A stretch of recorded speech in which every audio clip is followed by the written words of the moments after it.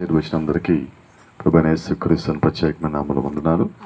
ఒక్కసారి నిలబడి ఉండగా మనమందరము పరిశుద్ధ గ్రంథం తెరిచి లేఖన భాగం వైపు చూద్దాం. 1 కొరింథీయులు 11వ అధ్యాయము. 1 కొరింథీయులు 11వ అధ్యాయం. మీరు ఎందుకు అంత దూరం నా దగ్గరికి వచ్చాను? ఇక్కడికి మీ ఇటు కూడా మీ ముందుకు వచ్చేయండి. ఎందుకు అంత గ్యాప్? ఎందుకు మీకు దగ్గరికి రండి. అందరూ బలిపడానికి దగ్గరగా ఉండండి. ప్రభావం కింద ఉంటాం. దగ్గర జరగండి. బైబిల్ చెప్తా ఉంది, చెదిరిపోయిన ఇజ్రాయెల్ అంతా దూరంగా కూర్చున్నారు. మనం అట్లా ఉండక అందరం దగ్గర జరుగుతాం. ముందు జరగండి. అంత వెళ్ళిన దగ్గరికి వచ్చేయండి. 1 కొరింథీయులు 11వ అధ్యాయము 1వ వచనం నుంచి చదువుకుందాం. నేను క్రీస్తును పోలి నడుచుకున్న ప్రకారము మీరును నన్ను పోలి నడుచుకునుడి. మీరు అన్ని విషయంలో నన్ను జ్ఞాపకం చేసుకొంచు నేను మీకు అప్పగించిన కట్టడలను గైకొంచున్నారని మిమ్మల్ని మెచ్చుకొంచున్నాను. ప్రతి పురుషునికి శిరస్సు క్రీస్తనియు, స్త్రీకి శిరస్సు పురుషుడనియు, క్రీస్తునకు శిరస్సు దేవుడనియు మీరు తెలుసుకునేవారని కోరుచున్నాను. అలాగే కొలసీలు రాసిన పత్రిక 1వ అధ్యాయం 18వ వచనం. సంఘము అనే శరీరం నాకు ఆయనే శిరస్సు, ఆయనకు అన్నిటిలో ప్రాముఖ్యము కలుగు నిమిత్తము ఆయన ఆది అయి నుండి మృతుల్లో నుండి లేచుటలో ఆది సంభూతుడు ఆయను. ప్రార్థనకి తరలి వచ్చుదాం. కృపగల దేవ, దయగల మా ప్రియ పరులకు తండ్రి, ఈ సాయంకాలం మరొకసారి ప్రభా నీ యొక్క సన్నిధిలో ఇంటికి తరలి వచ్చటకు, ప్రార్థన చేయటకు, నీ వాక్యానికి లోబట్టుకు మేమందరం ఇక్కడికి వచ్చిండగా మా హృదయాలకు సిద్ధపాటు ఇచ్చిన దేవా, మమ్మల్ని నడిపించి ఇక్కడికి తీసుకొచ్చిన దేవా మీకు వందనాలు. అలాగే ప్రభా ఈ దినం ఏ బిడ్డలైతే మరి హృదయానికి సమర్పించున్నారో ఆయన 8 మందిని మీకు జ్ఞాపకం చేసుకోండి, వారికి సహాయం దయచేయండి. వారి ఆత్మను ప్రభా మీరు సదాకాలం నీ బలమైన వాక్యంలోనూ వర్తమానంలోనూ క్రమంలోనూ చిత్తలో నడిపించండి. అలాగే చేరువచ్చిన ప్రతి ఒక్కళ్ళని నీ వాక్యంతో సంధించి బలపరచమని, బలహీనత పూర్తిగా తీసివేసి నీ గొప్పకి పాత్రలు చేయమని ప్రభువైన యేసుక్రీస్తుని నామంలో ప్రార్థిస్తూ ఉన్నాం. ఆమేన్. God bless you. వచ్చేసి కూర్చున్నాం. పొద్దున్న ప్రశాంతం చెప్తా ఉన్నా, గాలి రానంత వరకు బాగానే ఉంటుందని చెప్పి సాయంకాలం కూడి గురించి మాట్లాడతా, గాలి రానంత వరకు బాగానే ఉంటుందా? అంతేనా? రోజుల్లో మరి త్వరగా నాకు సహకరిస్తే మనం త్వరగా ముగించుకుందాం. నిజమేనా? ఇంకా ఆటంకపరచడానికి అన్ని సిద్ధంగా ఉన్నాయి, మనం సిద్ధపడి ఉన్నాం. ప్రజల్లో సరే ఒక్క ప్రశ్న అడుగుతున్నా, సంఘం అనగా ఏమిటి?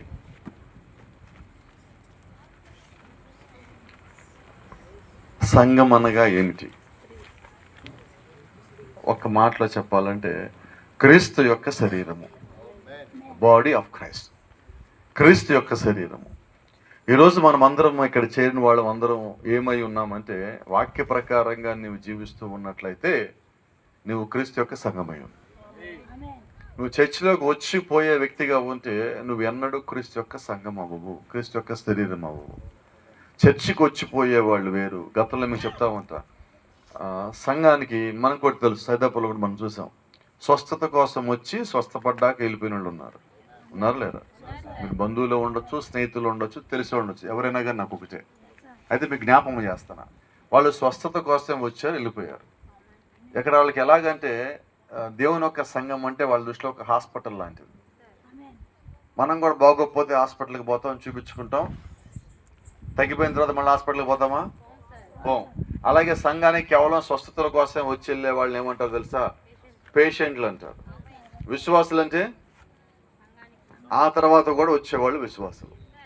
ఈ రెండింటికి తేడా ఉంది. కాబట్టి ఈ రాత్రి మనం ఇంకా ఇక్కడే ఉన్నామంటే దాని అర్థం ఏంటి? పేషెంట్లను కాదు, విశ్వాసులు అని అర్థం.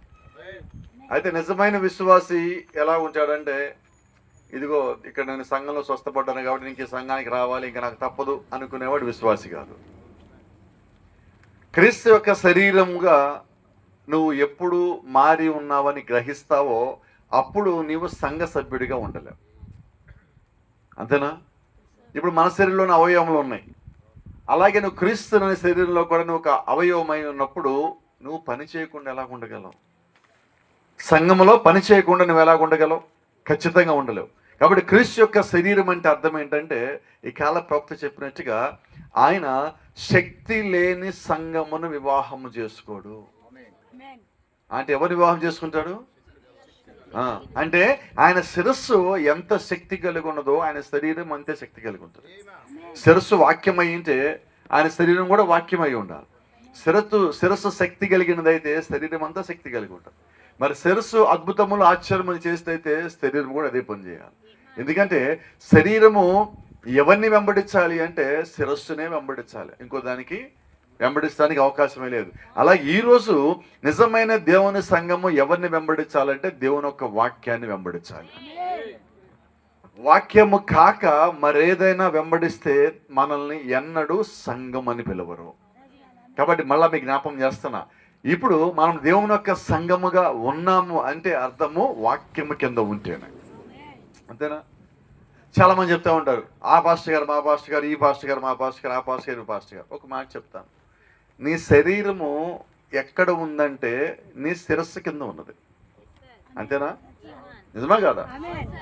ఇప్పుడు ఈ శరీరము ఈ శిరస్సు కింద ఉన్నది కాబట్టి ఈ శిరస్సుకి ఏ పేరు ఉందో ఈ శరీరానికి అదే పేరు ఉండాలి, అంతేనా కదా?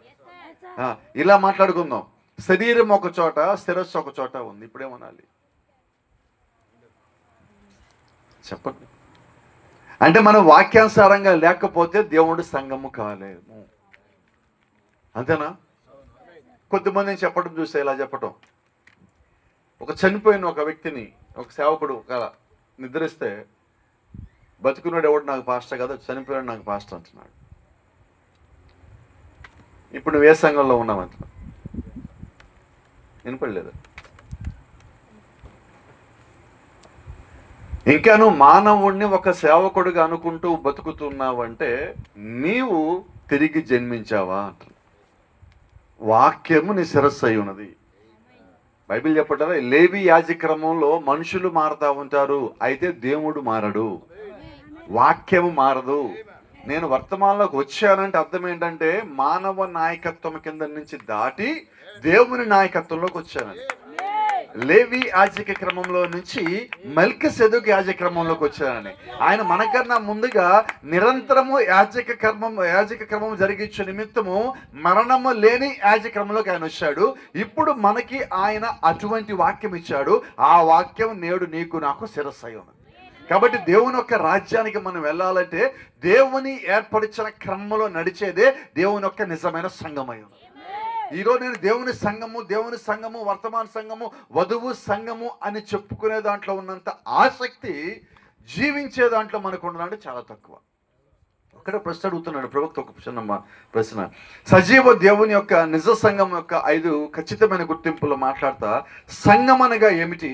క్రీస్తు యొక్క అదృశ్య శరీరము. రెండో ప్రశ్న, దానిని స్థాపించినది ఎవరు? చెప్పండి. అపోస్తలుడైన పౌలా, మార్టిన్ కొలంబానా, జాన్ వెస్లీనా? చెప్పండి, ఎవరు? ప్రభు అయినా యేసుక్రీస్తు. అంటే నువ్వు మానవుడిని పాస్టర్గా కలిగి లేవు, అవునా? మనము సంస్థ కింద లేము. బాప్టిస్ట్ వాళ్ళు ఒక పేరు చెప్పుకుంటారు, మెథడిస్ట్ వాళ్ళు ఒక పేరు చెప్పుకుంటారు, వన్నెస్ వాళ్ళు ఒక పేరు చెప్పుకుంటారు, ఆర్సీఎం వాళ్ళు ఒక పేరు చెప్పుకుంటారు. అదిగో అక్కడ మా సంఘం స్థాపించబడింది, ఇక్కడ మీ సంఘం స్థాపించబడింది. అయితే ఈ కాలంలో వర్తమానం ఎక్కడైతే ఉన్నదో వీళ్ళెవ్వరు కూడా ఏమంటారంటే మమ్మల్ని బ్రహ్మము స్థాపించలేదు, మమ్మల్ని యేసు క్రీస్తు స్థాపించాడు. ఎవరు స్థాపించాడు నిన్ను? ఎందుకంటే ఈ కాలానికి దేవుడు ప్రవక్త పంపించింది దేని కొరకంటే నీవు వాక్యంలో స్థాపించబడ్డావు అన్న రుజువులు నీకు ఇవ్వటానికి ఆయన ప్రవక్తను పంపించాడు. కాబట్టి నిజంగా ప్రవక్త వర్తమానమే సత్యమైతే, మనం నమ్మిందే నిజమైతే, ఈరోజు మనం ఎక్కడున్నామంటే వాక్యం అనే శిరస్సు కింద ఉన్నాం, అవునా? మీకు అందరికి తెలిసిందే, తరచుగా అడిగే మాట మళ్ళీ అడుగుతా ఉన్నా. యోహాను సువార్త 1వ అధ్యాయం 1వ వచనం ఏంటి? ఆదియందు వాక్యముండెను, వాక్యము దేవుడొద్దుండెను, వాక్యమే దేవుడై ఉండెను. రైట్. ఇప్పుడు 1 కొరింథీ 11వ అధ్యాయం 1వ వచనంలో అపోస్తలుడైన పౌలు ఏమంటున్నాడు? నేను క్రీస్తుని పోలి నడుచుకున్న ప్రకారము. రైట్. ఇప్పుడు క్రీస్తు అంటే ఎవరు? అంటే పౌలు దేన్ని పోల్చుకుని నడిచారు? ఇప్పుడు పౌలు ఎవరిని పోలి నడుచుకోమంటున్నాడు? పౌలు చెప్పిన మాట చాలా మందికి అర్థం కాక ఆ సంస్థలు కట్టారు. ఇంతకీ పౌలు చెప్పినది ఏంటి? ఇదిగో నేను క్రీస్తుని పోలి నడుచుకున్న ప్రకారము మీరు కూడా నన్ను పోలి, అంటే నేను క్రీస్తుని ఎలా పోలి నడుచుకున్నానో మీరు కూడా క్రీస్తుని పోలి నడుచుకోండి. నన్ను పోలి కాదు, నాయనకి రండి కాదు. ఏమంటున్నాడు ఆయన? మీరు క్రీస్తుని పోలి నడుచుకోండి. నేను ఎలా పోలి నడుచుకున్నాను? కారణం ఏంటంటే నేను క్రీస్తు సంఘములో నేను ఆయన శరీరంలో ఒక్కడినై ఉన్నాను. ఆయన శిరస్సు అయి ఉన్నాడు. నేను శిరస్సును వెంబడించాను. మీరు కూడా శిరస్సును వెంబడించండి. అంతేనా? అయితే ఈరోజు మనం దేని వెంబడిస్తున్నాం? గట్టిగా చెప్పరు ఎవరు? ఎవరిని? నువ్వు ఒక మనిషిని వెంబడించినంత కాలము దేవుణ్ణి వెంబడించలేవు. ఈరోజు దేవుడు మనల్ని గద్దిస్తుంది, హెచ్చరిస్తుంది, సరిచేస్తున్నది, ప్రేమిస్తున్నది, సిద్ధపాటు కలగజేస్తున్నది ఒక్కటే, నువ్వు దేవుని రాజ్యం రావాలని. ఎందుకు మనకి గద్దింపు? దేవుని రాజ్యం కొరకే. ఎందుకు వర్తమానము? దేవుడి రాజ్యం కొరకే. ఈరోజు 8 మంది బాప్తిజాలు పొందిన దానికి దేవుడి రాజ్యం కొరకే. అన్ని దేవుడి రాజ్యం కొరకే. అన్ని దేవుడి రాజ్యం కొరకే అయి ఉన్నప్పుడు నీ సిద్ధపాటుని దేవుడే నిన్ను సిద్ధపరుస్తూ ఉండగా నీవు ఆయనకి లోబడవలసి ఉన్నావు కదా. పూర్తిగా లోబడవలసి ఉన్నావు. అక్కడ మాట చూడు, ప్రభువైన యేసు స్వయంగా ఆయనే సంఘమును స్థాపించను. యేసుక్రీస్తు సంఘము స్థాపించబడును. రెండోది, ఇప్పుడు రాబోయే రాజ్యం ఎవరిది? మెస్సయ్య రాజ్యం, లేకపోతే దేవుని రాజ్యం అని చెప్తున్నాం. అంతేనా? కాబట్టి ఆ రాజ్యానికి రాజు ఎవడో ఆయనే సంఘం కట్టాలి. గుంటూరు నుంచి వచ్చి నేనో, సైదాపూర్లోని ఈయనో సంఘం కడితే ఆ సంఘము ఎప్పుడు కూడా దేవునికి సంబంధించిన సంఘం కాదు. దేవుని యొక్క సంఘం ఏమై ఉన్నది? వాక్యముతో కట్టబడిన సంఘం దేవుని సంఘం. జీవము కలిగినది దేవుని యొక్క సంఘం. విశ్వాసంలో నిలబడే దేవుడు యొక్క సంఘం.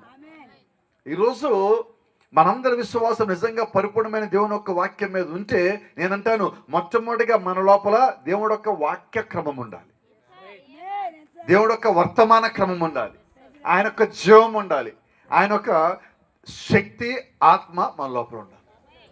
ఎప్పుడు మనం దేవుని యొక్క సంఘంగా పిలువబడతామంటే మనము చెప్పుకుంటే కాదు, మనలో దేవుని కార్యాలు మాట్లాడుతూ ఉన్నప్పుడు. మనం మాట్లాడితే కాదు, మనలో ఉన్న దేవుని కార్యాలు మాట్లాడాలి. నేను తరచుగా చెప్తా ఉంటా.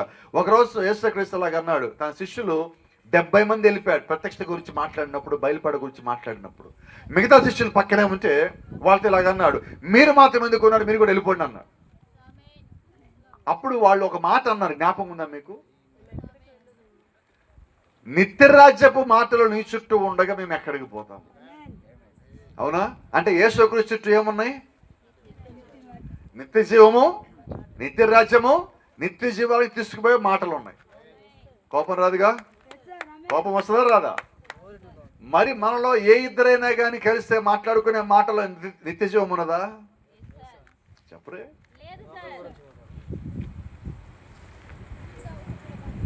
ఇంట్లో భార్యాభర్తలు కలిసి కూర్చొని భోజనం చేస్తున్నా మూడో వ్యక్తి గురించి కానీ మాట్లాడుకున్నట్లయితే అక్కడ నిత్యరాజ్యపు మాటలు ఉన్నాయా? నిత్యరాజ్యం వాసన తగులుతుందా? లేదు కదా. మరి దాని స్థానంలో ఏమున్నది? రాత్రి వర్తమానం మర్చిపోయారు.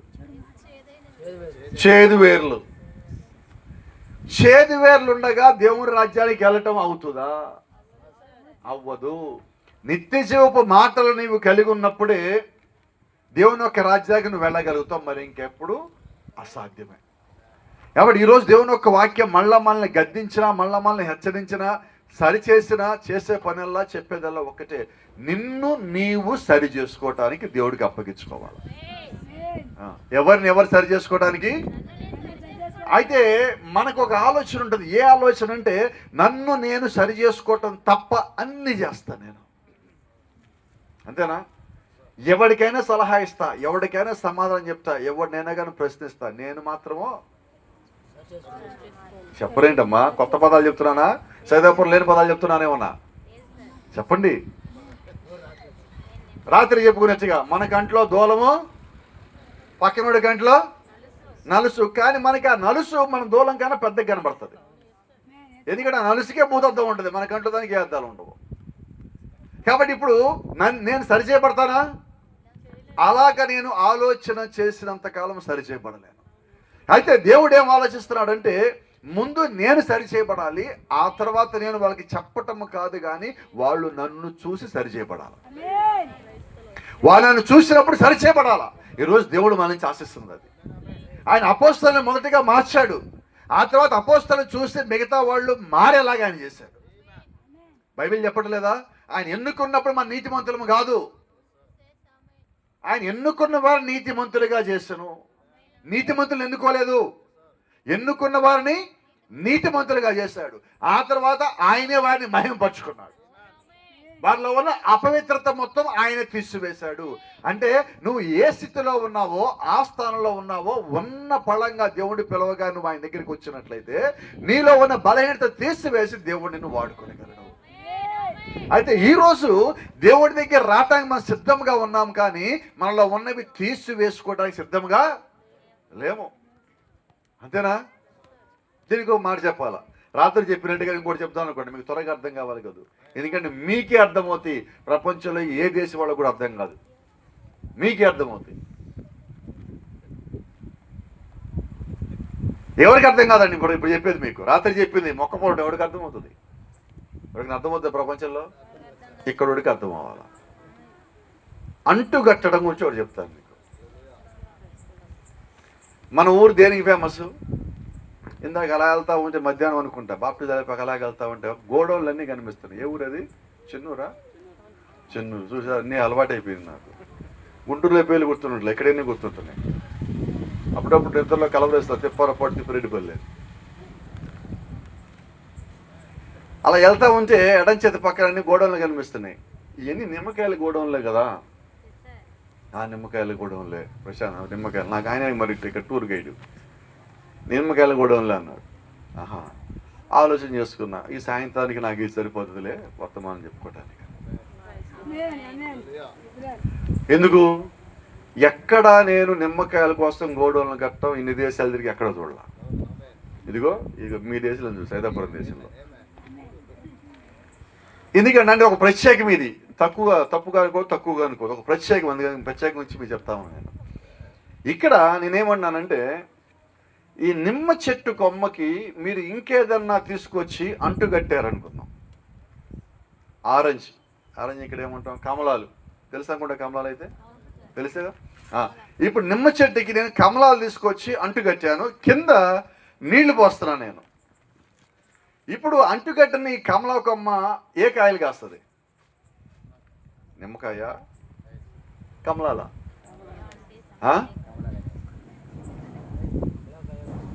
అంటుగట్టి ఆ చెట్లు అది కలిసిపోయింది. ఇప్పుడు అది ఏ కాయలు కాయాలా? ఇప్పుడు కమలా చెట్టుకి వేర్లు లేవు, నిమ్మ చెట్టు వేర్లే, కమలా చెట్టు వేర్లు. ఇప్పుడు నేను నిమ్మ చెట్టుకి నీళ్లు పోస్తే ఆ కమల కొమ్మ ఏ కాయలు కాయాలా? ఈ నిమ్మ చెట్టు ఏ కాయలు కాయాలి? నాకు తెలియదు అన్నట్టు అమ్మాయికి ముఖం పెట్టి చూడకండి. అయ్యే కమలా కొమ్మ కమలాకాయలే, నిమ్మ చెట్టు నిమ్మకాయలే. రహస్యం ఏంటి చెప్పండి? కమలా చెట్టు చచ్చిపోలా, కమలా చెట్టు చచ్చిపోలే, కమలాకాయలే వస్తున్నాయి. నిమ్మ చెట్టు చచ్చిపోలే, నిమ్మకాయలు వస్తున్నాయి. కమలా చెట్టుకి వేర్లే, నిమ్మ చెట్టు వేర్లే, కమలా చెట్టు వేర్లు. ఎందుకు ఇది ఎంత చెప్పాల్సి వచ్చిందంటే, ఈరోజు మనం కూడా క్రీస్తుకి అంటుకట్టబడ్డ మన పాత ఫలాలే వస్తుంది. అంటుకట్టబడ్డా కూడా మన పాత ఫలాలే వస్తున్నాయి. వాస్తవానికి ఏ ఫలాలు రావాలి? క్రీస్తుకి అంటుకట్టబడ్డాం, వాక్యానికి అంటుకట్టబడ్డాం. అయితే ఈ రాత్రి నేనేమంటానంటే, నువ్వు అంటు కట్టబడటం కాదు, కానీ నువ్వు లోకములో చనిపోవలసి ఉన్నావు. అప్పుడు దాకా నీ ఫలాల్లో మార్పు రాదు. అప్పుడు దాకా నువ్వు క్రీస్తులో నువ్వు తిరిగి జన్మించాలా. సంఘములో చేరితే నువ్వు పరలోక రాజ్యానికి రావు. నువ్వు నీళ్ళల్లో బాప్తిజం పొందితే పరలోక రాజ్యానికి రావు. సంఘంలోకైనా నీళ్ళల్లోకైనా తిరిగి జన్మిస్తేనే దేవుడి రాజ్యంలోకి పోతావు. ఈరోజు నీకు కావాల్సింది తిరిగి జన్మ. తిరిగి జన్మ. క్రీస్తు శరీరంలోకి నువ్వు రావాలంటే నువ్వు తిరిగి జన్మించాలి. కాబట్టి ఒక వర్తమాన సంఘమను, వధువు సంఘమను బయట బోర్డు పెట్టుకుంటే, ఆ బోర్డు ఉన్న సంఘంలోకి నువ్వు లోపలికి అడుగు పెడితే అక్కడ ఒక ప్రవక్త ఫోటో, ఒక మేఘం ఫోటో ఉంటే, ఆ మేఘం ఫోటో పక్కన కూర్చొని సెల్ఫీలు తీసేసుకొని స్టేటస్లోను డీపీలను పెట్టుకుంటే నువ్వు ఎన్నటికీ కూడా వర్తమాన విశ్వాసం కాలేవు. అంతేనా? ఈరోజు అంతా ఎలాగైందంటే, ఇంగ్లీష్లో ఒక సామెత ఉంది, తెలుగులో చెప్తా ఉన్నది, వీళ్ళంతవరకు అర్థమవుతుందేమో అనుకుంటున్నా. ఈరోజు మనం అందరం చేసేది ఏంటంటే, ఒక పుస్తకం కవర్ పేజీ చూస్తాం, లోపల ఏమీ చూడం. ఆ కవర్ పేజీ చూసి లోపల ఏముందో మన ఇష్టానుసారంగా అనుకుంటాం. ఎవడన్నా నిజంగా ఆసక్తి ఉంటే ఆ పేజీ తెరిచి లోపల చదివాక అప్పుడు ఒక పుస్తకం మీద అభిప్రాయానికి రావాలా. కానీ మనం ఏం చేస్తున్నాం? వాడిని చూడవము, వాడిని కలవము, వాడితో మాట్లాడము, కానీ వాడి మీద అభిప్రాయాలు రివ్యూలు రాసేస్తాను. అయితే దేవుడు నీ గురించి ఒక మాట మాట్లాడాలంటే దేవుడు మొట్టమొదటిగా నీ హృదయం అంతా చూశాకే నీ గురించి మాట్లాడతాడు. బైబిల్ చెప్పట్లేదా? దేవుడు యోబు గురించి మాట్లాడతా, ఎదుగో అటువంటి విశ్వాసిని ఎన్నడన్నా కనుగొన్నావా? దేవుడు యోబు గురించి ఒక సాక్ష్యం ఇస్తున్నాడు. ఈరోజు మన గురించి సాక్ష్యం ఇచ్చేవాడు ఎవడు? ప్రవక్త అంటున్నాడు, యేసుక్రీస్తు గురించి శత్రువులు కూడా సాక్ష్యం ఇచ్చారన్నాడు. యేసుక్రీస్తు సిలువకి అప్పగించింది ఎవరు? 30 వెండి నాణాలకి అమ్మేసింది ఎవరు? యేసుక్రీస్తు ఎక్కడ ఉన్నాడో పోయి చెప్పింది ఎవరు? కానీ 30 వెండి నాణాలకి అమ్మేసిన తర్వాత యేసుక్రీస్తుని చూసిన తర్వాత ఆ పడ్డ కష్టము బాధ చూసిన తర్వాత లోపల ఒక దిగులు అప్పుడు వచ్చింది, ఒక బయలుపాటు. అప్పుడు యోధా అంటున్నాడు, నేను నిరపరాధి రక్తం చిందించాను, ఈ డబ్బులు నాకు వద్దు. అప్పగించినోడు ఏం సాక్ష్యం ఇచ్చాడు? సిలువేసినోడు బల్లెంతో పొడిచోడు ఏం సాక్ష్యం ఇచ్చాడు? ఈయన నిజంగా దేవుడి కుమారుడు కాదా? అంటే శత్రువులు కూడా ఆయన గురించి ఇచ్చే సాక్ష్యం ఏంటి? మరి ఈరోజు మన గురించి ఇచ్చే సాక్ష్యం ఏంటి? శత్రువులు కాదు, మిత్రులు మన గురించి ఇచ్చే సాక్ష్యం ఏంటి? మన తోటి సంఘస్థులు మన గురించి ఇచ్చే సాక్ష్యం ఏంటి? తోటి కుటుంబ సభ్యులు మన గురించి ఇచ్చే సాక్ష్యం ఏంటి? అంటే ఈరోజు మన సాక్ష్యాలు సరిగ్గా లేవు. సాక్ష్యం ఇంట్లో సరిగ్గా లేదు, బయట సరిగ్గా లేదు. నీ సాక్ష్యము సరిగా లేనప్పుడు దేవుడు ఆయన యొక్క రాజ్యాన్ని ఎలా తీసుకుపోగలడు? సంఘం అంటే సరిదిద్దు స్థలమే, నిజమే. అయితే ఇక్కడికి వచ్చే కూడా నువ్వు సరిచేయబడకపోతే సంఘం వల్ల నీకు ప్రయోజనం ఏంటి? ఉందా ప్రయోజనం? ఏం లేదు. మరి సంఘం ఎందుకు అప్పుడు? ఇప్పుడు సంఘం దా తప్పు? నేను ముందు ఒక నిర్ణయం తీసుకోవాలి. ఏంటి నిర్ణయం అంటే, ముందు మార్పు నా దగ్గర నుంచి రావాలి. రెండోది, సంఘం అన్న దేనికంటే ఒకరి కొరకు ఒకరు సహాయం చేసుకోవటం. ఆత్మీయంగా ఎదుగుదలలో, ప్రార్థనలో, విశ్వాసంలో, వాక్యంలో తెలియని సంగతులలో, వాక్యపు మర్మాలలో దేవుడు యొక్క బయలుపాటు మనకి ఇచ్చిన దాంట్లో ఒకళ్ళ గురించి ఒకళ్ళు మాట్లాడుకుంటా ఒకళ్ళనొకళ్ళు పురికొల్పుకొని ముందుకు నడిచేది దేవుని యొక్క సంఘం. అవునా? గట్టిగా చెప్పరే. ఏ రావట్లేదు, బలవంతంగా వచ్చినా లోపల లేదని. అంతే కదూ. ఎఫెసీ సంఘం గురించి అపోస్తలుడైన పౌలు ప్రభువైన యేసుక్రీస్తు మాట్లాడుతా ఆయన ఒక మాట అన్నాడు, మొదట నీవు కలిగి ఉండే ప్రేమను ఎవరు చెప్పరా? నువ్వు కోల్పోయావు, నీ మీద నేను ఒక నేరం మోపవలసి ఉన్నది. దేని గురించి నేరం? వినపడలేదండి? మొదట నీవు కలిగి ఉన్న ప్రేమను నువ్వు కోల్పోయావు ఇప్పుడు. అంతేనా? రాత్రి మన నేరాలు ఏమున్నాయి? సమాధానము, యథార్థత, పరిశుద్ధత, ఈ లేవని. అందుకని చేదు వేరులు వచ్చినాయి. ఇప్పుడు ఇంకోటి ఏముంది? ఇప్పుడు పాత నిబంధనలో 2 ఉన్నాయి లోపాలు. ఆ లోపాలను సరిచేయడానికి యేసుక్రీస్తు వచ్చాడు. ఏంటి ఆ లోపాలు? 1 క్షమాపణ, 2 ప్రేమ. అపోస్తలుడైన పౌలు అంటున్నాడు, మొదటి నిబంధనలో లోపం లేకపోతే 2వ నిబంధన రావాల్సిన అవసరం లేదన్నాడు. యేసుక్రీస్తు ఏం చేశాడు? అది పాత నిబంధన అని చెప్పుడు చేత దాన్ని, ఇప్పుడున్న దాన్ని కొత్త నిబంధన చేస్తున్నాడు ఆయన. ఇది నా రక్తం వలనైనా క్రొత్త నిబంధన. ఈ రాత్రి మనం ప్రభు రాత్రి భోజనం తీసుకున్నది ఏదైతే ఉన్నదో ఇది క్రొత్త నిబంధన కింద మనం తీసుకుంటున్నాం. పాత నిబంధన కింద అయితే మనం కూడా గొర్రెలను చంపాలా, మేకలను చంపాలా ప్రభు రాత్రి అంటే. ఇప్పుడు కొత్త నిబంధన కారణం చేత ఆయన రొట్టె ద్రాక్షారసం చేశాడు దాన్ని. నిజమేనా? మరి అదే నిజమైతే ఈ రోజు మనం ఏ రక్తం కింద ఉన్నాము? ప్రభువైన యేసుక్రీస్తు కొత్త నిబంధన రక్తం కింద దేవుడు మనల్ని తెచ్చాడు. కాబట్టి పాత నిబంధనలో ఏ గొర్రె పిల్ల అయితే అక్కడ ఉన్నదో దాన్ని బలి అర్పణ చేసినప్పుడు దానిలో ఉన్న గుణలక్షణములు ఆ వ్యక్తి లోపలికి రావాలని దేవుడు వారి ఎదుట వారి మీద రక్తము చిందించేలాగా బలి అర్పణ ఏర్పాట్లు చేశాడు. మరి ఇప్పుడు కొత్త నిబంధనలో యేసుక్రీస్తులో ఉన్న 2 గుణలక్షణములు ఏంటంటే, ప్రాముఖ్యమైన గుణలక్షణములు. 1 క్షమాపణ, 2 ప్రేమ. ఇప్పుడు మనం ఆ రక్తం కిందకు వస్తే, మనం ఆ ప్రభురాత్రి భోజనం కిందకు వస్తే, ఇప్పుడు మన దగ్గర ఉండాల్సిన గుణలక్షణములు ఏంటి? ప్రేమ, క్షమాపణ. ఆశ్చర్యం ఏంటి తెలుసా? నువ్వు ప్రేమ లేకుండా ఎవరిని క్షమించలేవు, క్షమించకుండా ప్రేమని కలిగి ఉండలేవు. ఇప్పుడు నేనేమేం కలిగి ఉండాలి చెప్పరా? ఎవరు ఉన్నయ్యా అంటున్నా. సమాధానము, పరిశుద్ధత, పరిశుద్ధాత్మ. ఏంటి ఇవన్నీ అంటే మనం చాలా చిన్న పదాలుగా తీసి చాలాసార్లు పక్కన పెట్టేస్తున్నామండి. అయితే ఇది చాలా ప్రాముఖ్యమైనది. బైబిల్ చెప్పలేదా? పరిశుద్ధత లేకుండా ఎవడును ప్రభువును చూడడు. అంటే పరిశుద్ధత కావాలి, యథార్థత కావాలి, సమాధానం కావాలి, అలాగే ప్రేమ, క్షమాపణ కావాలి. ఆశ్చర్యం కదా? ప్రవక్త చెప్తా ఒక మాట అన్నాడు, నన్ను కదిలిచ్చిన మాట. అది చాలా ఏళ్ళ నుంచి నేను గుర్తుపెట్టుకున్న మాట, మళ్ళా చెప్తా ఉన్నా. నా ఎడల ఒకడు తప్పు చేస్తే నేను వాడు నిజంగా క్షమించాలి అంటే ముందు నేను ఒక చోట క్షమాపణ పొంది ఉండాలి. ఏంటది? ఈయన తప్పు చేశాడు నా విషయంలో ఏదో, నేను ఆయన క్షమించాలి అంటే, ఆయన పశ్చాత్తాపడి బ్రదర్ నన్ను క్షమించని అడిగినప్పుడు నేను ఆయన క్షమించాలంటే ముందు నేను ఎక్కడో పశ్చాత్తాపడి నేను చేసిన తప్పు నిమిత్తం క్షమాపణ పొందుకున్న ఒక వ్యక్తిగా ఉంటే నేను ఇతన్ని ఎమ్మటే క్షమించగలను. నేను ఎక్కడ పొంది ఉండాలి? ప్రభు అయిన యేసు క్రీస్తు దగ్గర క్షమాపణ పొంది ఉంటే అప్పుడు ఆ క్షమాపణ పొందుకున్న వ్యక్తికి దాని యొక్క విలువ ఏంటో తెలుస్తుంది. నాకు ఆ విలువ తెలియకుండా, ఆ బాధ ఏంటో తెలియకుండా నేను ఒక వ్యక్తిని క్షమించలేను. అది క్షమించిన పెదవుల్లోంచే ఉంటుంది కానీ హృదయంలోంచి ఉండదు.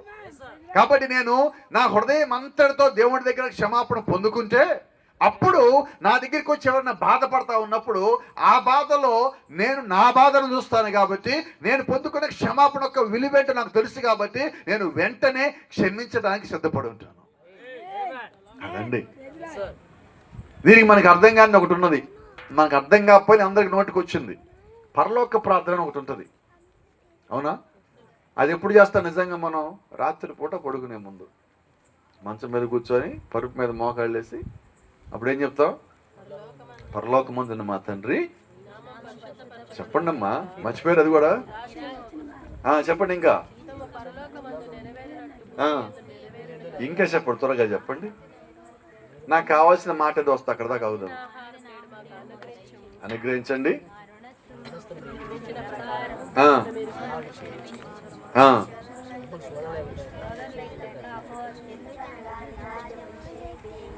అసలు పోయింది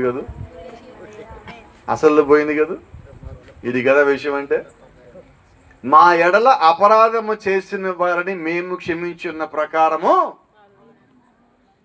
మా అపరాధము క్షమించము. ఏంటది? మా ఎడల అపరాధము చేసిన వారిని మేము క్షమించిన ప్రకారము నీవు మా అపరాధము క్షమించము. మేము క్షమించకపోతే నువ్వు మమ్మల్ని క్షమించద్దు. ఇది మనం చేసేది ప్రార్థన. ఇది యేసుక్రీస్తు నేర్పించిన ప్రార్థన. చాలా మందికి ప్రార్థన బట్టి పట్టడం వచ్చు కానీ దాని లోపల దేవుడు పెట్టిన మిస్టరీ అది మాత్రం అర్థం కావట్లా. ఏంటది? మా ఎడల తప్పు చేసిన వారిని మేము క్షమించి ఉన్న ప్రకారము నీవు మా తప్పు క్షమించు. మేము క్షమిస్తే నువ్వు క్షమిస్తావు, మేము క్షమించకపోతే నువ్వు క్షమించవు. మేము పైపైన క్షమిస్తే నువ్వు మమ్మల్ని పైపైన క్షమిస్తావు. మేము మా హృదయం లోతుల్లోంచి క్షమిస్తే నువ్వు కూడా మా హృదయం లోతుల్లోంచి క్షమిస్తావు. ఇది సంగతి. కాబట్టి ఇప్పుడు చెప్పండి, ఏం చేద్దాం మనం? ఎలా క్షమించాలి? హృదయం లోతులు అంటే ఎలాగని క్షమించడం కాదు, నీ హృదయం లోపల నుంచి రావాలి. అది నిజమైన క్షమాపణ. నువ్వు నిజంగా దేవుడి దగ్గర అటువంటి క్షమాపణ పొందుకుంటే దాని విలువ, గౌరవం నీకు తెలుస్తుంది. నువ్వు దాన్ని పొందుకోకపోతే అది నీకు ఎన్నడూ తెలియదు. అందుకని బైబిల్ ఒక మాట ఉంటుంది, యెహోవా ఉత్తముడని ఏం చేసి రుచి చూసి తెలుసుకోవాలా. రుచి చూడకపోతే నీకు ఎంతసేపు చెప్పినా రుచి అంటే నీకు అర్థం కాదు. రుచి చూస్తే నువ్వు దాన్ని మర్చిపో. అలాగే నువ్వు క్షమాపణ ఆయన దగ్గర పొందుకొని కానీ ఉంటే నీవు ఇంకొకరు క్షమించినప్పుడు ఆ క్షమాపణలో విలువ ఉంటుంది, బలం ఉంటుంది, శక్తి ఉంటుంది. అంతేనా? రెండోది, చాలాసార్లు మానవులైన మనము మన ఎడలు ఎవరైనా తప్పు చేశారనో, అపరాధం చేశారనో, పాపం చేశారని అంటే క్షమిస్తాము, కానీ మర్చిపోం. పాత నిబంధనలో దేవుడి పద్ధతి ఏంటి? క్షమించడం ఉన్నదా? లేదు. మరేమున్నది అక్కడ? కంటికి కన్ను, పంటికి పన్ను. అయితే యేసుక్రీస్తు వచ్చేయమంటున్నాడు, దాన్ని తీసేశాడు. నువ్వు క్షమించు అంటున్నాడు ఇక్కడ. అంటే ఏం చేశాడంటే మొదటి నిబంధన కన్నా రెండో నిబంధన ఇంకా ఉన్నతమైనదిగా చేశాడు.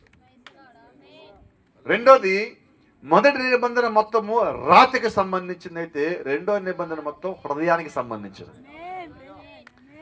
కఠినత్వాన్ని దేవుని తీసేశాడు. సంఘమంతా ఒక్కటి. అయితే మనం సంఘమంతా ఒక్కటే, కానీ లోపల అందరం ఒక్కొక్కటిగా ఉన్నాం. ఇంతే కదా? సంఘమంతా ఒక్కటిగా ఉంటే మన బలం ఎలా ఉంటుంది? ఇందాక ఏదో పాట పాడుతాను వచ్చే సమయానికి, వాళ్ళకి తెలియదు నేనేం మాట్లాడతాను ఈరోజు.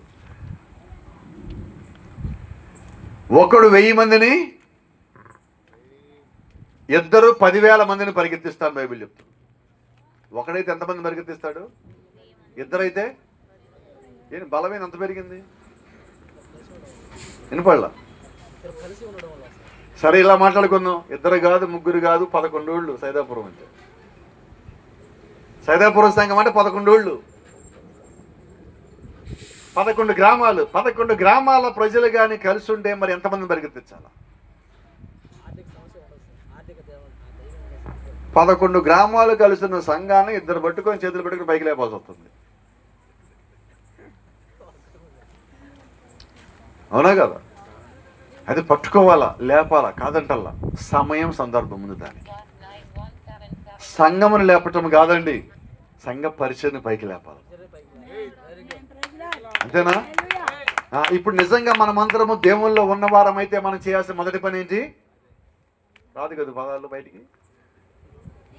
ఓ పదం ఉంది మనకు అర్థం కాని పదం, ఎప్పుడు విన్న పదం ఒకటి ఉంది, దాని పేరు పరిచర్య. విన్నారా ఎప్పుడన్న పదం? పరిచర్య అని ఒక పదం, కొత్త పదం సైదాపురానికి. నిజమా? చెప్పండి ఏంటి మరి కొత్తగా ఉండాలి అలాగా. ఏం చేయాలి మనమందరం? ఎవరి పరిచర్య? ఎవరి పరిచర్య? నా పరిచర్య. నా పరిచర్య. ఎందుకు నా పరిచర్య స్వాతంత్రం అంటానంటే, నేను దేవుల్లో ఉంటే ఇది నా పరిచర్య. నేను దేవుల్లో ఉంటే ఇది నా పరిచర్య. నేను దేవుళ్ళో లేకపోతే దేవుడి పరిచర్య. ఇప్పుడు చెప్పండి, ఎవరి పరిచర్య? ప్రాఫెట్ చెప్తా ఉన్నారు, యేసుక్రీస్తు వెళ్ళిపోతూ ఆయన పరిచర్యను ముగించకుండా వధువుకి అప్పగించి వెళ్ళాడు అన్నారు. ఇప్పుడు ఇది ఎవరి పరిచర్య? వధువు యొక్క పరిచర్య. అంటే ఇప్పుడు ఎవరి పరిచర్య? ఇది నా పరిచర్య.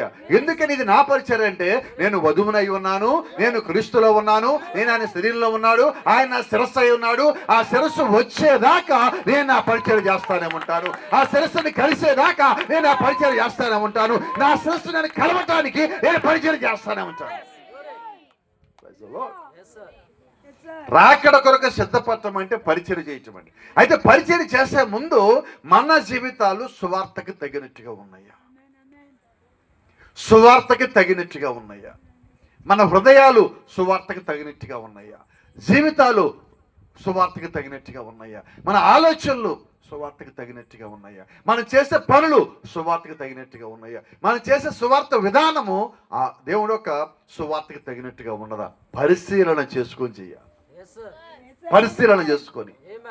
నేను ఎప్పుడు ఒక మాట చెప్తా ఉంటా, తరచుగా చెప్తా ఉంటా, నిన్ను ఎవడో విమర్శించడానికన్నా ముందుగానే నిన్ను నీవే పరిశీలన చేసుకో. అన్నిటికన్నా ఉత్తమ మార్గము ఎవడో నన్ను విమర్శ చేయటం ఏంటి, నేను వెళ్తాను సరైందా కాదా అని పదే నేను చెక్ చేసుకోవాలా. వాక్యానుసారంగా ఉన్నప్పుడే నేను సరిగా ఉన్నట్టు. మిగతాది మొత్తం తీసేయండి, జరిపోయండి, చెడిపోయండి. నేను వాక్యానుసారంగా ఉండాలి. అందుకని ప్రవక్త ఎప్పుడు అంటూ ఉంటాడు, అయ్యా నేను ఎప్పుడన్నా వాక్యం నుంచి తొలగిపోయినట్లయితే మీరు నన్ను వ్యక్తిగతంగా కలిసి హెచ్చరించి సరిచేయండి, అది మీ అందరి బాధ్యత అన్నాడు. ఏంటది? సంఘం యొక్క బాధ్యత అన్నాడు. ఎప్పుడు? వాక్యం నుంచి తొలగిపోయినట్టే మీకు అనిపిస్తే వాక్యం తీసుకొచ్చి నాకు చూపించి నన్ను సరి చేయండి అంటున్నాడు. అంటే నిత్యము నేను పరిశీలన చేయబడాలి, నా మాటలు పరిశీలన చేయబడాలి, నా ఆలోచనలు పరిశీలన చేయబడాలి. ప్రభురాత్రి భోజనానికి వచ్చేటప్పుడు అపోస్తలుడైన పౌలు అంటాడు, మిమ్మల్ని మీరే పరీక్షించుకుని ఎడల తీర్పు పొందకపోతారు. ఎవరినెవరు వినపడలా? అయితే ఆశ్చర్యం ఏంటంటే, మీకు తెలుసు ఈ పదం, తెలుసని అనుకుంటున్నాను. సీసీ కెమెరా అన్న పదం అన్నారు ఎప్పుడన్నా? వినే ఉంటారు కదా. ఏంటి సీసీ కెమెరా అంటే? షాపింగ్ మాల్స్లోకి వెళ్ళినప్పుడు దొంగతనం చేయకుండా ఉండడానికి అక్కడ సీసీ కెమెరాలు పెట్టారు. పెద్ద పెద్ద సెంటర్స్లో సీసీ కెమెరాలు పెట్టారు. ప్రతి చోట సీసీ కెమెరాలు ఉన్నాయి ఇప్పుడు. అంటే ఏంటంటే, ఎవడో ఒక వ్యక్తి నిన్ను కనబడకుండా మొత్తం అబ్జర్వ్ చేస్తూ ఉంటాడు. నువ్వు చేసేది ప్రతిదీ రికార్డ్ అవుతూ ఉంటుంది ఆ కెమెరా సంబంధించిన హార్డ్ డిస్క్లో. అంటే మానవులు అయిన మనమే ఇంత జ్ఞానం కలిగి ఒక మనిషి చేసేది ఆ మనిషికి తెలియకుండా ఒక చోట అతను చేసిన మొత్తం రికార్డ్ చేసి పెట్టుకుంటున్నామే, మరి దేవుడు ఏం చేయాలి? అయితే మానవుడు సీసీ కెమెరా కనుక్కున్నాక రికార్డ్ చేస్తున్నాడు. దేవుడు భూమికి పునాదేశం దగ్గర నుంచి రికార్డులు పెట్టున్నాడు. అయితే మన సీసీ కెమెరాలు వేరండి. మన సీసీ కెమెరా ఏంటో తెలుసా? ఈ సీసీ కెమెరా ఆ వ్యక్తిని చూపించదు, మిగతా అందరిని చూస్తుంటుంది. అంతే కదా? మనకెళ్ళి ఎవరిని చూస్తాయి ఎప్పుడు? చెప్పలేదా? పక్కింటోడిని, వాళ్ళింటోడిని, ఈ ఇంటోడిని, వెనకోడిని, ముందోడిని, చర్చలో వాళ్ళని, వీళ్ళని, వాళ్ళని చూసావా, వీళ్ళని చూసావా, అక్కడది ఇక్కడది, ఇట్లా చెప్పేది చూసే దాని పేరేంటో తెలుసా? దెయ్యము. దెయ్యము. అక్కడ ఇక్కడెక్కడ చెప్పుకుంది దాని పేరు దెయ్యము. మీకు తెలియదా? బైబిల్లో లేదా?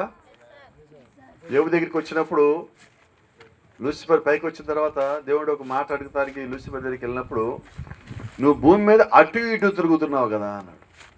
అంటే ఒక స్థిరత్వం లేకుండా నువ్వు తిరుగుతున్నావు కదా, వాడు దెయ్యం. దెయ్యం చూడండి, ఎప్పుడూ ఒక్క చోట స్థిరంగా ఉండనీదు. గతంలో పోయిన 6 నెలల్లో ఇక్కడికి వచ్చిన ఒక మాట చెప్పి నాకు జ్ఞాపకం ఉన్నది, కక్కిని కూటికి మళ్ళా నువ్వు తిరగద్దు. జ్ఞాపకం ఉన్నదా? ఇప్పుడు ఇంకో మాట చెప్తున్నావు, దాని కంటిన్యూషన్ మాట ఏంటంటే, దెయ్యము ఎప్పుడు ఒక వ్యక్తిలోకి వచ్చాక స్థిరంగా ఉంచదు. నిన్ను అటు ఇటు వచ్చేద్దామా ఇచ్చేద్దామా, అక్కడికి పోదామా వచ్చేద్దామా ఇచ్చేద్దాం, ఎప్పుడు మైండ్ తిప్పుతానే ఉంటుంది.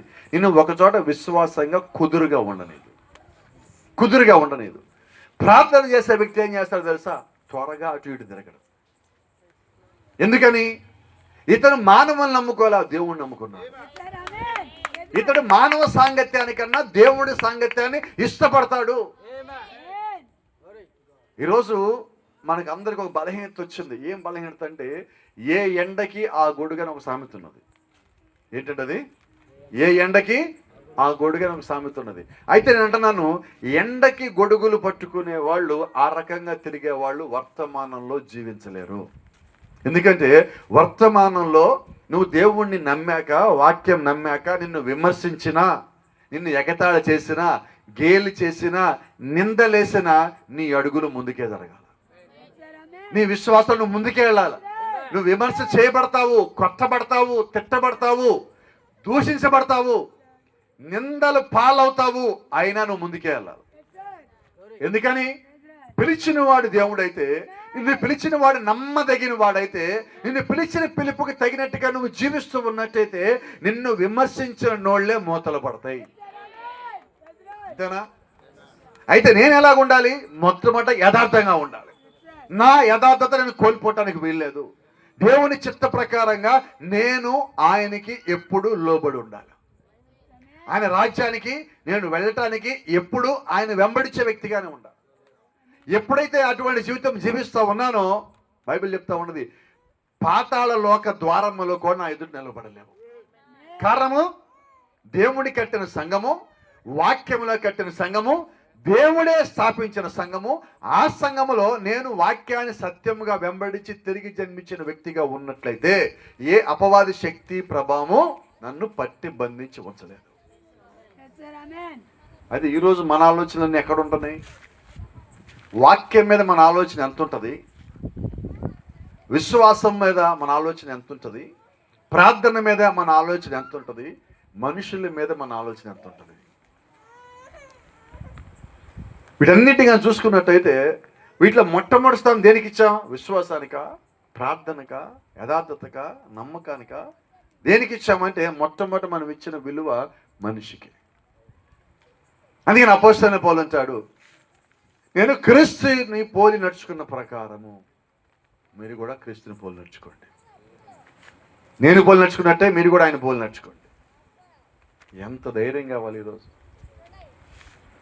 ఎక్కడికి పోయినా మనం ఒక మాట అంటాం, మా చర్చికి రండి, మా చర్చికి రండి, మా చర్చికి రండి.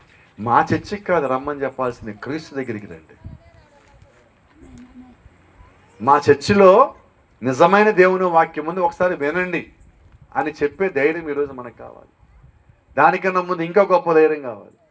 ఇదిగో నేను వాక్యాన్ని వెంబడిస్తున్నాను కదా, నన్ను చూసి నువ్వు కూడా మా చర్చికి రా అని చెప్పే ధైర్యం నీకుంటే అప్పుడు చెప్పు మా చర్చికి రమ్మా. అదే కదా ఓపెన్ ఛాలెంజ్ అంటే. మా చర్చి పెద్దది చూడు, మా పాస్టర్ గారు చూడు, వాక్యం బాగా చెప్తాడు చూడు, ఇది కాదు. ఆ చర్చికి వెళ్ళాక నా జీవితం మారింది, మారిన నా జీవితం చూసి నువ్వు కూడా రా. ఆ ధైర్యం నీకుంటే అప్పుడు చెప్పు మా చర్చికి రమ్మని ఒకటికి పోయి. ఈరోజు మార్పు ఉన్న జీవితాలు మనం చూపించాలి, మారిన జీవితాలు మనం చూపించాలి. మన లోపల మార్పు ప్రజలకు కనపడాలి. ఇంకా అంటు కట్టబడిన తర్వాత కూడా ఆ పాత కమలాకాయలే వస్తున్నాయి. ఇది కదా ఈరోజు మన యొక్క ప్రయాస, మన భారము. అంటున్నాడు, మనము లోకమునకు వెర్రివారిగా కనిపించుదాము, అయితే దేవుని దృష్టిలో ప్రశస్తమైన వారు. ఎట్లాగా? దేవుని దృష్టిలో. అయితే మనం ఎలా కనబడాలని కోరుకుంటాం చెప్పండి, ఉన్నది ఉన్నట్టుగా చెప్పండి త్వరగా. దేవుని దృష్టిలో ఎట్లా కనిపించినా పర్లేదు, కానీ మనుషుల దృష్టిలో మాత్రం అప్పుడప్పుడు చెప్తా ఉంటాడు, మా ప్రశస్తమైన సహోదరుడు అండి. నీ దృష్టికి ప్రశస్తమైన అయితే ఎవరికి కావాలా? ఎవరి దృష్టిలో మనం ప్రశస్తంగా ఉండాలి? ఎప్పుడు ఉంటా ప్రశస్తంగా?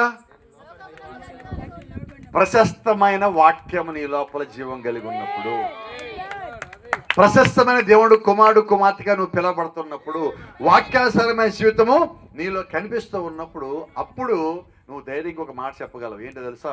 మేము ఆత్మలో నడుస్తాము. Will walk in the spirit of God. ఎప్పుడు చెప్పగలుగుతావు ఆ మాట? నేను నడుస్తూ ఉండాలి. అయితే నువ్వు కలిగి ఉన్న ఆత్మ, నువ్వు జీవించే జీవితము, వాక్యాస్థాయిని ఉంచటము, నీ చుట్టూ ప్రతికూలమైన పరిస్థితులు, ఎగతాళి పరిస్థితులు ఉన్నప్పటికీ, నీ చుట్టూ ఉన్న ప్రజలందరూ కూడా అపార్థము చేసుకున్నప్పటికీ, వారు నవ్వుతూ ఉన్నప్పటికీ, నీ లోపలైతే ఒక సంతోషము, ఒక సంతృప్తి ఉంటుంది. అయితే మనం ఏం కోరుకుంటున్నామంటే, మన లోపల ఎంత గందరగోళంగా ఉన్నా, ఎంత గజిబిజిగా ఉన్నా, బయట మాత్రం అందరూ మనల్ని ఏమనుకోవాలి? వినపడలేదు మంచోడు. ఎవరనాలి? యోబు గురించి ఎవరు చెప్పాడు మంచోడని? దేవుడు చెప్తున్నాడు. మరి మన గురించి ఈరోజు చూడండి, ఒక వ్యక్తి గురించి మనం మాట్లాడేటప్పుడు, అబ్బా పాల్గా చాలా మంచోడండి, కట్టండి, ఆత్మే అసలు దిగిపోతుందండి. తర్వాత అనుకున్నాం, కానీ పాల్ గారు కూడా అంత మంచోడేం కాదు. ఇదేంటిది? వినపడలేదు. ఇక్కడ చెప్తున్నా నా గురించి అని చెప్తున్నా, మిగతా వాళ్ళ గురించి అంటే బాగోద్దని. మనం ఎప్పుడు కూడా ఒక వ్యక్తి గురించి ఒక్కసారి ఒకలాగా ఇంకోసారి ఇంకోలాగా చెప్పొద్దాం. ఎందుకని చెప్పొద్దు అంటానంటే, క్రీస్తు మన మధ్యలో సాక్షిగా ఉంటాడు. అయితే ఈరోజు నేను ఇందాక చెప్తున్నాను, మానవులమైన మనము మన అవసరాల కోసం మనుషుల్ని మంచివాళ్ళని చేస్తాము, మన అవసరాల కోసం మనుషుల్ని చెడ్డోళ్ళని చేస్తాము. దేవుడిని ఒకసారి మంచోడిగా చేస్తే ప్రపంచం మొత్తము చెడ్డోడుగా చేసినా నువ్వు చెడ్డోడిగా. అవునా? అంతేనే కదా? నేను అందుకే ఇప్పుడు ఒక మాట అంటాను, మొట్టమొదటి మనం యథార్థతను కోల్పోవద్దు. అంతేనా? మళ్ళా చెప్తున్నా, ఇంకోసారి ఈ మధ్య మాట చెప్తాను అనుకో, దానికి మళ్ళా చెప్తా ఉన్నా. ఎప్పుడన్నా నేను మీ మధ్యలోకి వచ్చినప్పుడు ఎవరి దగ్గర నుంచి అన్నా డబ్బు ఎన్నడన్నా ఆశించానా? పరిచర్య కాక మీ నుంచి ఏమన్నా అడిగానా? చెప్పండి, మీ దగ్గర నుంచి నేను తీసుకున్నది ఏంటి? మీ దగ్గర నుంచి నేను కావాలని అడిగినది ఏంటి? ఇక్కడికి వచ్చేది దేనికి? మీకు తెలుసు ఎటువంటి పరిస్థితుల్లో మీరు ఇక్కడికి వచ్చారో, ఎటువంటి పరిస్థితుల్లో ఇక్కడ సంఘం పెట్టాల్సి వచ్చిందో, ఎటువంటి పరిస్థితుల్లో ఇక్కడ పరిచయం చేయాల్సి వచ్చిందో, ఎటువంటి భారము ఇక్కడ కలిగి వచ్చామో, ఎటువంటి విమర్శలను ఎదుర్కొన్నామో, ఆ విమర్శలు ఎంత దూరం తీసుకుపోయారో, ఎంత ఇబ్బందులు పెట్టారో, ఎంత శోధన కలగజేశారో ఇవన్నీ తెలుసు. అయినా కూడా ఎందుకు నిలబడ్డామంటే వాక్యము కొరకు నిలబడతారు, వాక్యంతో నిలబడతారని, వేరే ఇంకేది కాదు కదా. కాబట్టి నేనేమంటానంటే, ఇదిగో నేను క్రీస్తుని పోలి నడుచుకోవడం కోసం ప్రయాస కలిగి ఉన్నాను. అలాగే నా వంటి వారు కొద్ది మంది నాకు ఇక్కడ దొరుకుతారు కదా. వేరే ఇంకేది లే, వేరే ఇంకేది లే. నన్ను మొట్టమొదటి రమ్మని పిలిచినప్పుడు కూడా మీరు వచ్చేయండి వచ్చేయండి, ఆయనలాగా ఈయనలాగా మీరు వచ్చేయండి అన్నా కూడా లేదు, దేవుడు నాకు రెడ్ కార్పెట్ ఎర్ర తివాచి పరిచి ఆహ్వానిస్తే నేను వస్తా, అప్పుడు దాకా వెయిట్ చేస్తాను. అంటే ఎవడో పిలిచాడని చెప్పి నేను రాలేదు ఇక్కడికి. దేవుడు ప్రేరేపణ ఇచ్చిన తర్వాత ఈ ఊళ్ళోకి రావడం జరిగింది. వచ్చిన తర్వాత ఎవడో నేను పిలిస్తే అన్నాడు కదా, ఎవడో అన్నాడు కదా, నేను ఎక్కడి నుంచి వెనక్కి తిరిగిపోయేది కాదు. దేవుని రాజ్యం కొరకు నేను ఏం చేయగలను అది ఇక్కడ చేద్దాం అన్నట్టుగానే ఆయన నువ్వు అడుగుపెట్టి ప్రతి చోట నీకు ఇచ్చదును అన్న వాగ్దానం ప్రకారంగానే, ఇదిగో ప్రభు ఒకవేళ నీ చిత్తమైతే ఇదిగో ఈ ప్రాంతంలో నీ వాక్యము స్థాపించబడాలా, అదే కోరుకున్నావు. నీ సంఘము కట్టబడాలా, నా సంఘము కాదు, ఇంకోటి సంఘము కాదు, నీ సంఘము కట్టబడాలా. క్రీస్తు సంఘము నీ శిరస్సు కింద నడిచే ఒక సంఘం ఇక్కడ కట్టబడాలా. అది ఆశాది భారం. ప్రతిసారి ప్రతి పని చేసేటప్పుడు ఎందుకని మీ అందరితో ఆలోచన చేసి మీ అందరితో కూర్చొని మాట్లాడి ఒక నిర్ణయం తీసుకున్నదంటే, ఏ ఒక్కరిలో కూడా పొరపాటు ఆలోచన రాకూడదు. అందరం కలిసి ఒకే శిరస్సును వెంబడించాలి, ఒకే వాక్యం వెంబడించాలి, ఒకే క్రమముని వెంబడించాలి. మనకి నచ్చిన క్రమాన్ని వెంబడించాలి. మనం ఇక్కడ రాలా. సంఘానికి ఒక్కటే శిరస్సు, ఆ శిరస్సు వాక్యమై ఉన్నాడు, ఆ శిరస్సు దేవుడై ఉన్నాడు, ఆ శిరస్సు క్రీస్తు అయి ఉన్నాడు. నీవు క్రీస్తుని కాక మరేది వెంబడించడానికి వీల్లేదు. అందుకనే మానవులు కల్పించిన ఆచారాలు సంప్రదాయాలు మనకి అన్నడు వద్దండి. ఇక్కడ ఒక మాట చూడండి, యేసుక్రీస్తును సద్భక్తితో బ్రతికను ఉద్దేశించి వారందరూ హింస పొందుదురు. పాపం చెప్తున్నారు, వాళ్ళు నిన్ను చూసి నవ్వుతారు, నిన్ను చూసి అపార్థం చేసుకుంటారు, నిన్ను హేళన చేస్తారు.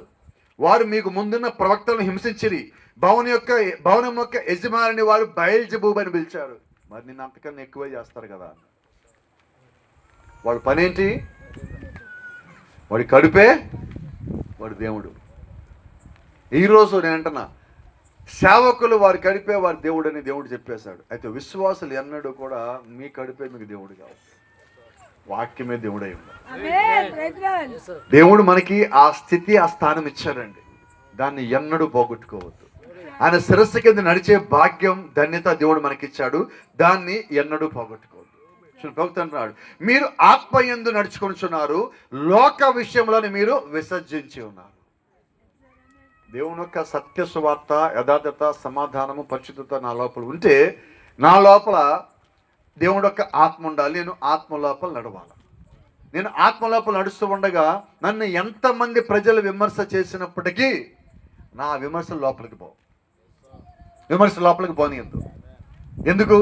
వాళ్ళు నిన్ను విమర్శ చేయాల, నీ లోపల క్రీస్తుని విమర్శ చేశారు. నీ శిరస్సుని వాళ్ళు విమర్శ చేశారు.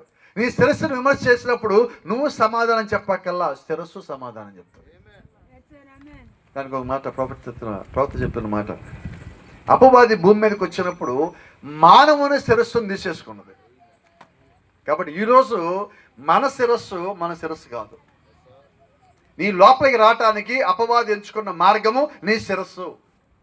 అయితే దేవుడు నీ లోపల రావడానికి ఎన్నుకున్న మార్గము నీ హృదయము. మన శిరస్సు వాడు తీసుకుంటే దేవుడు శిరస్సుగా వచ్చాడు.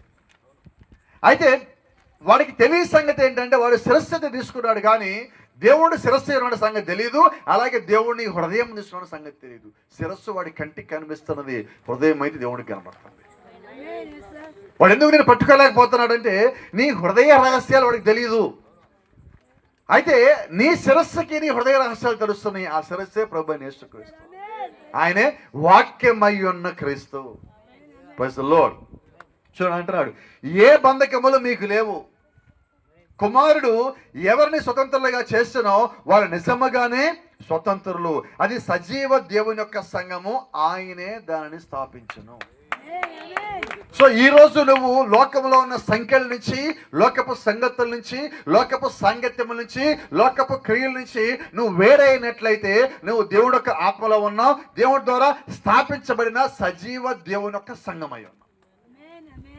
ఇప్పుడు నీ ఎదుట లోకం భయపడాలి, నీ ఆలోచన ఎదుట లోకం భయపడాలి, నీ క్రియలు చూసి లోకం భయపడాలి.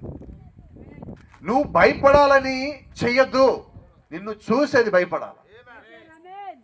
అంతేనా? నీవైతే స్థిరముగా వాక్యం కింద ఉండు. నా భాషతో మాట్లాడితే స్థిరముగా నీ యొక్క శిరస్సు కింద ఉండు. అంతేనా? ఈరోజు శిరస్సు ఇక్కడ ఉంటే మనిషి అక్కడ ఉండి అదిగో అదే నా శిరస్సు, అదే నా శిరస్సు అంటే చెప్పండి, అదే నా శిరస్సు అంటే చర్చికి రాము కానీ ఆయనే మా పాస్టర్ గారు, పరుగులా తిరిగాము ఆయనే మా పాస్టర్ గారు. ఎట్లాగా? వినపడలేదు. నీ శిరస్సు వాక్యమై ఉన్నది. నువ్వు వాక్య క్రమం తప్పొద్దు. నువ్వు మనుషులు తప్పించుకో, లెక్కే కాదు అసలుకి. అయితే వాక్యమును తప్పిపోవడానికి వెళ్ళలేదు. ఎందుకో చెప్పనా?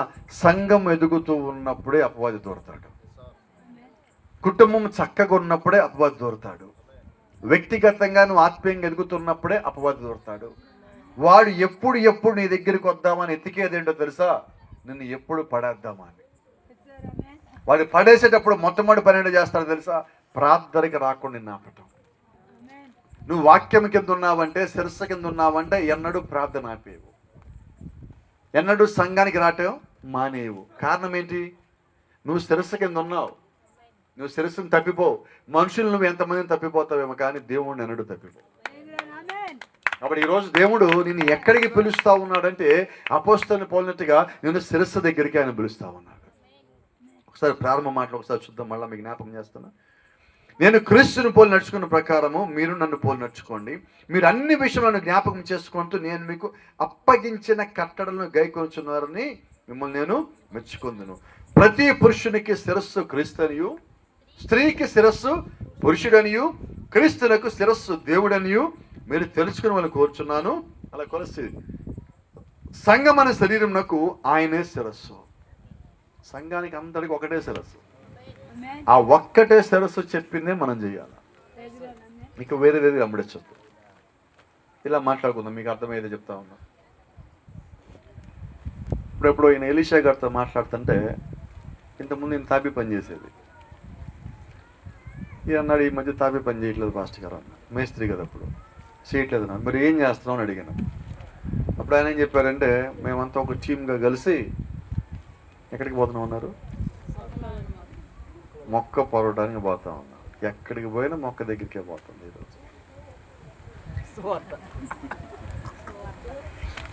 ఎక్కడికి పోయినా మొక్క పొరవటానికి పోతుంది. సరే అందరూ కలిసి పొలంకి వెళ్ళి, ఆయన పొద్దున ఎన్ని గంటలకు వెళ్తారు? సీమన్ గారు ఎక్కడ చెప్పండి, ఎన్ని గంటలకు వెళ్తారు పొద్దున్న పొలానికి? ఆయన రేపు పొద్దున్న గురించి ఆలోచిస్తున్నాడు. ఆయన చెప్పండి, ఎన్ని గంటలకు వెళ్తారు? 3 ఇంట్లో వచ్చి బయలుదేరేది. రైట్. ఇప్పుడు ఎవరికి వాళ్ళే వెళ్ళిపోతున్నారా? పొలంలో ఎవరికి వాళ్ళు వెళ్ళిపోయి పని చేసేసుకుంటారా? ఒక చోట గ్యాదర్ అవుతారు. ఎవరు గ్యాదర్ చేయాలా? మేస్త్రి గ్యాదర్ చేయాలా, అంతేనా? ఇప్పుడు చెప్పండి, ఇప్పుడు పొలంలోకి ఎవరు పంపించాలి మనల్ని? పొలంలోకి వెళ్ళేటప్పుడు మేస్త్రి ఒక మాట చెప్తాడు, ఈరోజు నిన్నట్లా కాదు, ఈరోజు కనీసం మనిషికి 100 తక్కువ పొరవడానికి వీల్లేదు అంటాడు. జనరల్గా చెప్పేదే కదా, నాకు తెలియదు, ఆయనే చెప్తా ఉన్నా నేను. అంతే కదూ? సరే, ఇప్పుడు ఎంతమంది వెళ్ళి ఆ పని మొత్తం చేసుకుని వస్తున్నాం? అందరు వెళ్ళి 100 మొక్కలు పడుస్తారా? ఇప్పుడు ఆయన హానోకిని పంపిస్తే అనుకో, 100 ఏంటి, 100 నాకు 2 గంటలకి అయిపోతాయి అంటాడు. అనుకుందాం. ఎందుకని ఈ మాటలు చెప్తానంటే, ఒకడు చేయగల సమర్థుడు, ఇంకోటి చేయడానికి సామర్థ్యం లేదు. అయితే ఇక్కడ అందరూ కలిసి ఒక్క మాట మీద లోపలికి పోవాలి. అవునా? అలాగే నేనంటున్నాను, నువ్వు వాక్యం దగ్గరికి వచ్చినప్పుడు ఒకడు ప్రార్థనలో శక్తివంతుడు, ఒకడు పరిచయంలో శక్తివంతుడు, ఒకడు శుభ్రం చేసేవాడు, ఒకడు వంట చేయగలిగినోడు, ఒకడు సిద్ధపరచగలిగినోడు, ఇంకోటి పాటలు పాడగలిగినోడు, నడిపించినోడు, అందరు కలిసి ఒకటే మాట మీద ముందుకు పోవాలి. ఒకటే మాట మీద ముందుకు పోవాలి. రెండో మాట సంఘంలో రావటానికి వీల్లేదు. దేవుడు ఒక వాక్యక్రమం ఇచ్చిన తర్వాత మనం దాన్ని పక్కకి జరపటానికి వీల్లేదు, జరిపి ఇంకోటి అక్కడి పెట్టడానికి వీల్లేదు. అలాగే పెట్టామంటే అప్పటికే అపవాది అక్కడికి వచ్చాడని అర్థం. కాబట్టి అందరం ఏ మాట మీద ఉండాలి? ఒకటే మాట. ఆ మాట మానవుని మాట కాదు, దేవుని మాట అయి ఉండాలి. ఈరోజు సంఘం అంతా ఎక్కడ ఉండాలంటే శిరస్సు కింద, అనగా వాక్యం కింద ఉండాలి. ఎందుకని శిరస్సు, ఎందుకని వాక్యం అని పదే పదే చెప్తా ఉన్నానంటే, ఇప్పుడు ఆ శిరస్సే తలరాయిగా రానై ఉన్నది. ఆ శిరస్సు కిందే నువ్వు అతకబడవలస్తున్నావు. ఆ శిరస్సే సంఘం అనే శరీరమును పరలోక రాజ్యానికి రెండవ రకంలో క్రీస్తు తీసుకొని పోబోతా ఉన్నాడు. అదే వాక్యము దేవుడు ముందుగా ఇచ్చాడు. ఆ వాక్యానికి నువ్వు అంటుకట్టబడాలి, నువ్వు దాంతో పాటే నిలిచి ఉండాలి. ఆ వాక్యంతోనే ఆయన యొక్క రాజ్యం చేరవలసి. కాబట్టి వచ్చిన వాక్యము శిరస్సై ఉన్నది. నువ్వు దాన్ని పట్టుకొని ఉన్నప్పుడే నువ్వు దేవుని రాజ్యం చేరగలవు. రెండో మాట మనకొద్దు, రెండో వ్యక్తి మనకొద్దు. ఒక్క వ్యక్తి ఉన్నాడు, ఆ వ్యక్తి పై ప్రభు అయిన యేసుక్రీస్తు. ఆయన మనం నమ్ముదాం, ఆయన మనం వెంబడించుదాం. ఇలా మాట్లాడుకుందాం.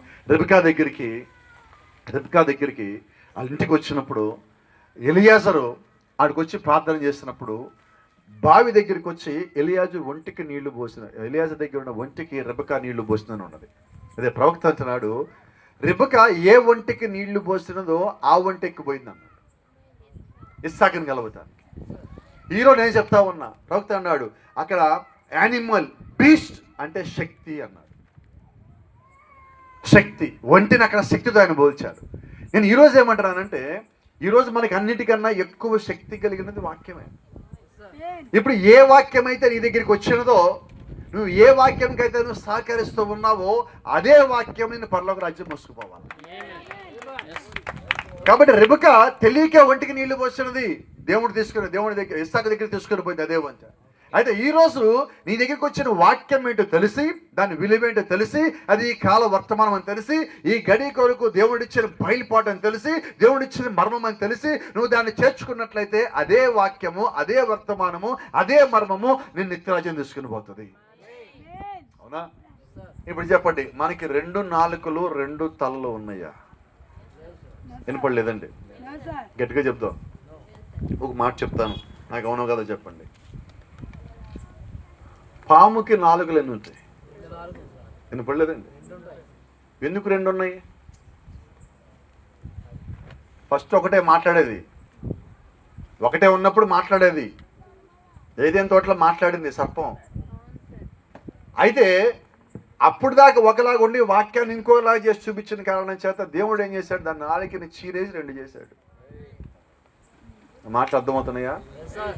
నీకు 2 తలంపులు ఉండవద్దు. 2 తలంపులు ఉంటే దేవుని రాజ్యం పోలేమండి. నువ్వు పడ్డ కష్టం ఏం కావాలి? నువ్వు ఇంతకాలం కలిగి ఉన్న భారం ఏం కావాలి? ఇంతకాలం చేసిన ప్రార్థన ఏం కావాలి? ఇంతకాలం వర్తమానం చెప్పిన సంగతులు ఏం కావాలి? నువ్వు ఇచ్చిన సాక్ష్యాలని ఏం కావాలి? నీ విలువేం కావాలి పరలోక రాజ్యం రాకపోతే? కాబట్టి రాత్రి మళ్ళీ మీకు జ్ఞాపం చేస్తున్నా, నీ సిద్ధపాటు దేవుని రాజ్యము కొరకే అయ్యున్నట్లయితే 2 తలంపులు ఈ రాత్రి మానే. 2 రకాల ఆలోచనలు ఇప్పుడే మానేయి. ఒకటే ఆలోచన, అది దేవుని రాజ్యం చేరాలి. ఒకటే ఆలోచన శిరస్సు కింద ఉండాలి. ఒకటే ఆలోచన శిరస్సుని కలవాలి. ఒకటే ఆలోచన ఆ శిరస్సుతో ఏకమవ్వాలి. ఒకటే ఆలోచన నిత్యత్వం ఆయనతో పాటు ఉండాలి. ఒకటే ఆలోచన నేను కూడా ఆయనతో పాటు పరిపాలన చేయాలి. నేను ఆయనతో పాటు నిత్యత్వంలో సహవాసం కలిగి ఉండాల్సిందే. ఎంతకాలం అంటే అక్కడ ఎంతకాలం ఉంటే అంతకాలం. కాబట్టి అక్కడికి వెళ్ళాలంటే మన తలంపులు మారాలి. 2 తలంపులు మారాలి, 2 ఆలోచనలు మారాలి. నువ్వు 2 శిరస్సుల కింద 2 యజమానుల కింద ఎన్నడూ పని చేయలేవు. ఒక్కడే యజమాని ఉండాలి. ఆ యజమాని ప్రభువైన యేసుక్రీస్తు అయి ఉండాలి. కాబట్టి శిరస్సు దేవుడే, శరీరము సంఘము. ఆ సంఘములో నేను, మీరు, మనమున్నాం. మనమందరం కలిసి ఒక్కటిగా దేవుడి దగ్గరికి పోవాలి. కాబట్టి సంఘములో ఎన్నడూ 2 అభిప్రాయాలు రావద్దు. మాటల్లో 2 అభిప్రాయాలు రావద్దు. ఎప్పుడు మనం మాట్లాడినా ఏక అభిప్రాయం రావాలి. అలాగ తీసుకొచ్చేవాడు పరిశుద్ధాత్ముడు. అంతేనా? ఒప్పుదల తెచ్చేవాడు పరిశుద్ధాత్ముడు. ఒప్పించేవాడు పరిశుద్ధాత్ముడు, విమర్శ చేసేవాడు అపవాది, విమర్శలు పెట్టేవాడు అపవాది, ఇటు తీసుకుపోయి చెప్పేవాడు అపవాది, చాడీలు చెప్పేవాడు అపవాది, చాడీలు చెప్పకనీయకుండా నిన్ను నియంత్రించి వాక్యంలో యథాతథగా ఉంచేవాడు పరిశుద్ధాత్ముడు. కాబట్టి అటువంటి గుణలక్షణములు మన పాత జీవితం నుంచి వచ్చినాయండి, అవి వదిలేయండి, అక్కడ వదిలేయండి. ఎందుకు వదిలేయమంటానంటే, నువ్వు దేవుని రాజ్యానికి వెళ్ళాలని ఉంటే నువ్వు వదిలేయి, లేదు నాకు అవే కావాలా, నువ్వు దేవుని రాజ్యానికి ఎన్నడూ రాలేవు. అయితే రాత్రి మళ్ళా ఒకే మాట చెప్తా ఉన్నా, శిరస్సు నీ కొరకు రెడీ అవుతున్నది, శరీరంగా నువ్వు రెడీ అవుతున్నావా? క్రీస్తు దగ్గరికి రావటానికి నువ్వు సిద్ధపడుతున్నావా? ఆ రాజ్యంలో నివాసం చేయటానికి నీ సిద్ధపాటుకి ఏదైనా అడ్డంకి ఉంటే ఈ రాత్రే అడ్డంకిని వదిలేసాయి. ప్రభురాత్రి భోజనం తీసుకోవడానికన్నా ముందే ఆ అడ్డంకిని విడిచిపెట్టు, ఆ శోధన విడిచిపెట్టు, బలహీనత విడిచిపెట్టు. అంతేనా కదా? నన్ను ఎవరో ప్రత్యేకంగా ఉన్నాను అనుకోవాల్సిన అవసరం లేదు. నాకు నేను దేవుడికి ఎప్పుడో ప్రత్యేకం, ఇంక ఎవడో నన్ను ప్రత్యేకం ఎందుకు అనుకోవాలి? వాడు ఏదో అనుకోవాలని ఎందుకు ప్రయాసపడాలి? ఒక వ్యక్తి దృష్టిలో నేను మంచిగా ఉండాలనుకున్నప్పుడే మనం తప్పిపోతాం. దేవుని దృష్టిలో నువ్వు మంచిగా ఉండాలనుకున్నప్పుడు ఎన్నడూ తప్పిపో. కాబట్టి మానవుని దృష్టిని నీవు ఎక్కువగా ఆకర్షించాలని ప్రయత్నించొద్దు, దేవుని దృష్టిని ఆకర్షించాలని ప్రయత్నించు. నువ్వు ఎంత ప్రయత్నించినా ఆయన కానీ నిన్ను ఒక్కసారి చూశాడా, నీ జీవితం ధన్యమైపోయింది, నీ జీవితం ధన్యం పో. God bless you. దేవుడు మిమ్మల్ని దీవించును గాక. షలోమ్.